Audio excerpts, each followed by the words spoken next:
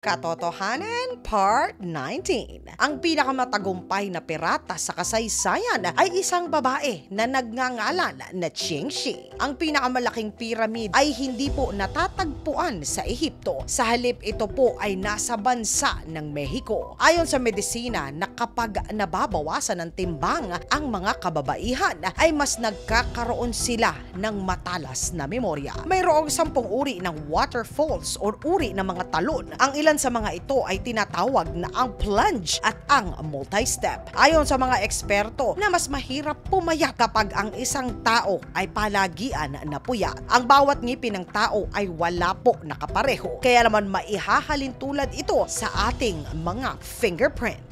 Triskaidekaphobia ang tawag sa mga taong takot na takot sa numero number 13. Ang hari ng mga puso ay ang tanging hari sa baraha na walang taglay na bigote. Walang kakayahan ang pusa na makalasa po ng matatamis. Mas mabilis humaba ang kuko sa kamay natin na madalas na ginagamit.